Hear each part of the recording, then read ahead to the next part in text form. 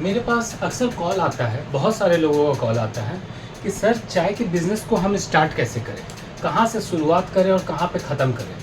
खैर मैं ख़त्म होने की बात तो कभी नहीं करता हूँ, शुरुआत करने की बात ज़रूर करता हूँ। आज हम देखते हैं कि चाय के बिज़नेस को स्टार्ट करने के लिए हमें किन किन चीज़ों को ध्यान देना होगा। सबसे पहले सोचना होगा कि हम क्या मेरा बिज़नेस मॉडल होगा। बिज़नेस मॉडल बहुत इंपॉर्टेंट चीज़ होता है। ये डिपेंड करता है कि आपके पास कितना कैपिटल है, कितना सामर्थ्य है और कितना आप मेहनत कर सकते हैं। अगर बात करें बिजनेस मॉडल्स की, तो सबसे छोटे लेवल का बिजनेस मॉडल क्या हो सकता है कि हम टी कैफ़े को या स्टॉल्स को सप्लाई करें, टी कैफ़े एंड स्टॉल्स को सप्लाई करें।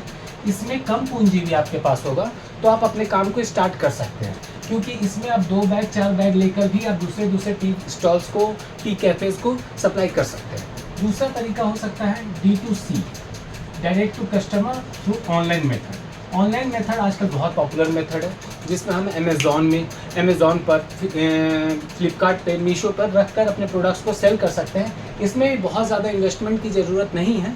हाँ, लेकिन ये ज़रूर कहूँगा कि इनके लिए हर तरह का रजिस्ट्रेशन का ज़रूरत होता है।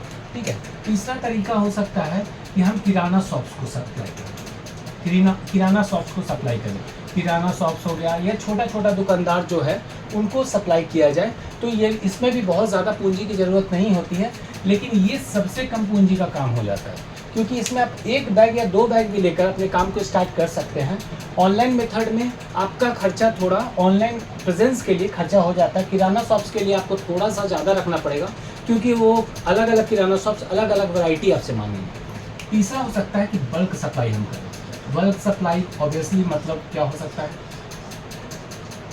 बल्क सप्लाई का मतलब हो गया कि हम एक बार में 50 बैग लाते हैं और वहाँ जो 5 बैग, 2 बैग, 4 बैग लेने वाले बहुत सारे स्टोर्स हैं, उनको हम सप्लाई कर रहे हैं, तो इसमें आपका इन्वेस्टमेंट ज़्यादा होगा। और भी तरीका हो सकता है कि हम एक ब्रांड नेम रजिस्टर करें, अपना एक ब्रांड से निकालें, ब्रांड रजिस्टर करके ब्रांड के थ्रू निकालें, जिसमें अपना एक पैकेट हो, रिटेल पैकेज हो, जिसमें हम क्या करेंगे, इस अलग अलग साइजेस का अपना ब्रांड निकालते हैं, किसी एक नाम को सेलेक्ट करके, तब उसके थ्रू भी निकाल सकते हैं। हालांकि इसमें इन्वेस्टमेंट सबसे ज़्यादा हो जाएगा, और इससे भी ज़्यादा इन्वेस्टमेंट का चीज़ है एक्सपोर्ट। एक्सपोर्ट करना सबसे ज़्यादा हेवी काम हो सकता है, सबसे ज़्यादा इन्वेस्टमेंट चाहिए होगा, सबसे ज़्यादा नॉलेज चाहिए होगी।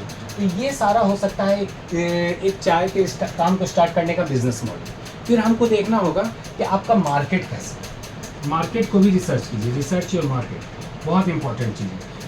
Research your market. मार्केट को रिसर्च करना क्यों ज़रूरी है? सारे मार्केट में एक तरह के लोग नहीं रहते हैं। आप किसी एरिया में जाइएगा तो आपको पता चलेगा कि वहाँ के कुछ लोग जो हैं वो टी लवर हैं, कितना भी महंगा चाय वो लेने के लिए रेडी हैं, क्योंकि उनको चाय से प्यार है। और जब चाय से प्यार होगा तो ऑब्वियसली वो किसी भी तरह का चाय, महंगा चाय हो, सस्ता चाय हो, टेस्ट अच्छा होना चाहिए, उसके लिए वो कितना ही पैसा देने के लिए तैयार होते हैं। तो टी लवर्स वाला जो मार्केट होता है, वहाँ महंगी से महंगी चाय भी बिक जाती है। या फिर देखना वो वहाँ के हेल्थ कॉन्शियस है क्या लोग। अगर हेल्थ कॉन्शियस लोग हैं तो वहाँ हम CTC से ज़्यादा ग्रीन टी बेच पाएंगे, ब्लैक टी बेच पाएंगे, वाइट टी बेच पाएंगे। ये सब चाय जो बहुत कॉस्टली होती है वो सब भी बिक जाएगा। तो अगर हेल्थ कॉन्शियस मार्केट है तो आपको थोड़ी महंगे लेवल की बेसिकली ऑर्थोडॉक्स टी वहाँ ज़्यादा बिकेगा। या फिर अगर CTC बिकता है, मतलब दाने वाला चाय, तो वहाँ वो कॉस्टली चाय बिकेगा। ठीक है। फिर हम लोगों को ये भी देखना होगा कि हमारा मार्केट अर्बन मार्केट है क्या, क्योंकि अर्बन मार्केट में लोग ज़्यादा इन्वेस्ट कर सकते हैं, मीन्स ज़्यादा पैसा खर्च कर सकते हैं। लेकिन अगर हम वही रूरल मार्केट की बात करें तो वहाँ लोग कम पैसा खर्च करते हैं, क्योंकि उनके पास इनकम का सोर्स भी कम होता है, इसलिए वो कम पैसा भी खर्च कर पाते हैं। तो हम लोगों को ये चीज़ देखना होगा कि हमारा मार्केट जो है वो छोटा है, बड़ा है, टी लवर्स का है, हेल्थ कॉन्शियस लोगों का है, या फिर अर्बन लोगों का है, या रूरल एरिया से, उसके अकॉर्डिंग अपना काम को करना होगा। फिर देखते हैं कि हम लोगों को एक ब्रांड नेम रजिस्टर करना होगा। ब्रांड नेम रजिस्टर करना होगा। अगर आप बल्क सेलर नहीं हैं, बल्क सप्लाई नहीं कर रहे हैं, या फिर किराना शॉप्स को नहीं दे रहे हैं, तो आपको एक ब्रांड नेम रजिस्टर करना होगा। ब्रांड नेम रजिस्टर करने के लिए या तो प्रॉपर तरीके से आप रजिस्टर करें, या किसी भी ब्रांड से अपना काम अभी स्टार्ट कर सकते हैं, बाद में उसको रजिस्टर कर सकते हैं। तो ब्रांड नेम रजिस्टर कर लेने से फ़ायदा हो जाएगा कि आपको जो भी लोग होंगे आपके ब्रांड नेम से ही आपको पहचान जाएंगे कि आपकी चाय कैसी है, अच्छी है या बुरी। फोर्थ हो सकता है, अब फोर्थ मेथड देखेंगे कि सप्लाई कहाँ से लेंगे, means source of raw material क्या हो, हमें कहाँ से लाना है रॉ मटेरियल, इस चीज़ पे भी बहुत ध्यान देना होगा। जब हम सारा काम कर लेंगे, अपने मार्केट का रिसर्च कर लेंगे, बिजनेस मॉडल सोच लेंगे और ब्रांड नेम भी सोच लेते हैं, तब फिर हमको सोचना होगा कि हम रॉ मटेरियल कहाँ से लें। रॉ मटेरियल असम से भी आ सकता है, कोलकाता से भी आ सकता है, सिलीगुड़ी से भी आ सकता है। इनफैक्ट जहाँ से आपको इजी लगे और जहाँ से अच्छा लगे, जहाँ का रेट सही लगे, वहाँ से आप रॉ मटेरियल ले सकते हैं। बेसिकली आप कोशिश करेंगे जब आप स्टार्टिंग फेज़ में, तो ऐसे सेलर से ले रॉ मटेरियल को जो आपको हर चीज़ थोड़ा समझाने वाला हो, क्योंकि अगर जो समझाने वाला नहीं होगा, बहुत ज़्यादा बिजी सेलर से आप सप्लाई ले लेते हैं, तो वो आपको किसी भी चीज़ का नॉलेज नहीं देगा और आपके पास नॉलेज है नहीं, तो आपके फेल होने का चांसेस बढ़ जाता है। फिर हम क्या करेंगे, अब ध्यान देना होगा कि पैकेजिंग हमें कैसे करनी है। अगर हम ज़्यादा इन्वेस्टमेंट कर रहे हैं तो हम लोगों को सोचना होगा कि एक अच्छा सा पैकेट बनाया जाए, अच्छा सा पैकेट बनाया जाए, अच्छे से ब्रांड नेम के साथ सुंदर सा पैकेट बनाया जाए।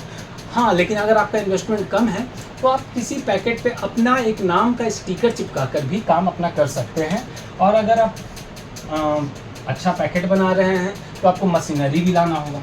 तो मशीनरी कहाँ से लेना है ये भी आपको सोचना होगा, कितने तक का मशीनरी लेना है ये भी सोचना होगा। आजकल बहुत तरह का मशीन भी अवेलेबल है जिससे हम टी पैकेट्स को पैक कर सकते हैं। अगर उस रिलेटेड भी आपको वीडियो चाहिए होगा तो आप कमेंट में ज़रूर बताइएगा, मैं उसके रिलेटेड भी आपके लिए वीडियो ज़रूर बना दूँगा। अब आप जब सारा काम हो जाता है, आपने बिज़नेस मॉडल देख लिया है, आपने मार्केट को रिसर्च कर दिया है, ब्रांड नेम भी रजिस्टर कर लिया है, माल भी आपने मंगवा लिया है, पैकेट भी कर दिया, अब ज़्यादा ज़रूरी है कि आपका सप्लाई चैनल कैसा होगा। सप्लाई चैनल बहुत मैटर का चीज़ होता है किसी बिज़नेस के लिए। आज हम देख रहे हैं कि टाटा अपना कोई भी प्रोडक्ट लाता है या हिंदुस्तान लीवर कोई भी अपना प्रोडक्ट लाता है तो वो मार्केट में आराम से फैल जाता है। वो फैल कैसे जाता है? क्योंकि उनका सप्लाई चैनल बहुत स्ट्रॉन्ग है, बहुत स्ट्रॉन्ग है। मीन्स उनको हर डिस्ट्रीब्यूटर से, हर सुपर स्टॉकिस्ट से उनका जान पहचान है पहले से।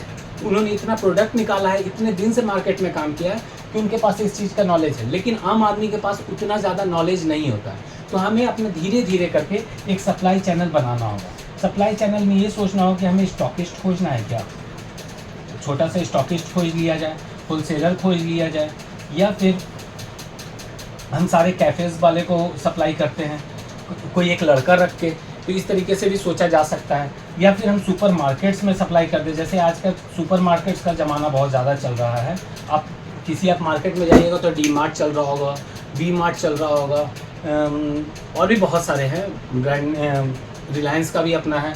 उनके सुपर मार्केट्स में भी अपना प्रोडक्ट आप रख सकते हैं। और तीसरा लास्ट हो सकता है ऑनलाइन मेथड के थ्रू भी आप सेल कर रहे होंगे।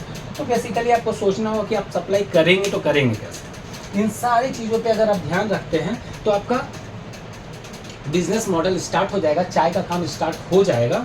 लेकिन अब चौथा जो बहुत, ये 7th नंबर जो कि सबसे इम्पॉर्टेंट चीज़ है, ये है कि हमको एक क्वालिटी अपना मेंटेन रखना। ये नहीं कि आज मेरा काम स्टार्ट हो गया है, मैंने किसी को सप्लाई कर दिया है तो अब हम उसका क्वालिटी गिरा देंगे ताकि हमें प्रॉफिट ज़्यादा हो जाए। तो इस चीज़ पे प्लीज़ फोकस ना करें।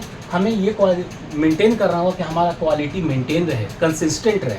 अगर हम कोई चाय प्रोवाइड कर रहे हैं 200 रुपये पर केजी में, तो जिस तरह का क्वालिटी दे रहे थे, जिसमें लिकर भी अच्छा आ रहा था, टेस्ट भी अच्छा आ रहा था, फ्लेवर भी अच्छा आ रहा था, तो वो चीज़ को मेंटेन करने का कोशिश करेंगे ताकि आपके पुराने कस्टमर्स आपसे दूर ना जाएँ और आपका काम वैसे ही चलता रहे। और लास्ट ध्यान देना होगा स्केल अप करने पे, क्योंकि आपने पहले जो पुराने कस्टमर्स बनाए इतने दिनों में, इतने सारे चीज़ों को कर अब उन क्वालिटी को मेंटेन रख के अब आप नए कस्टमर्स के पास और जाइए, चाहे वो कैफ़े हो, सुपरमार्केट हो, जो भी तरीका है उसके पास और जाइए और उन अपने बिजनेस को स्केल अप करने का कोशिश कीजिए। तो बेसिकली अगर इन 8 चीज़ों पे ध्यान दिया जाए तो हमारा काम स्टार्ट हो सकता है। सबसे पहले आपको सोचना होगा बिजनेस मॉडल। बिजनेस मॉडल सोचना बहुत ज़रूरी है, क्योंकि हमें पता होना चाहिए कि हम बेचने वाले किसको हैं और कैसे बेचेंगे। रिसर्च कीजिए अपने मार्केट को, क्या है, चाय लवर हैं वहाँ जो ज़्यादा से ज़्यादा पैसा दे देंगे, या फिर उनको सिर्फ कम पैसे में ही खरीदने वाले लोग हैं। अगर कम पैसे में खरीदने वाले लोग हैं तो हमें वहाँ सस्ता ब्रांड ही निकालना होगा। ब्रांड नेम एक अपना सोच लीजिए,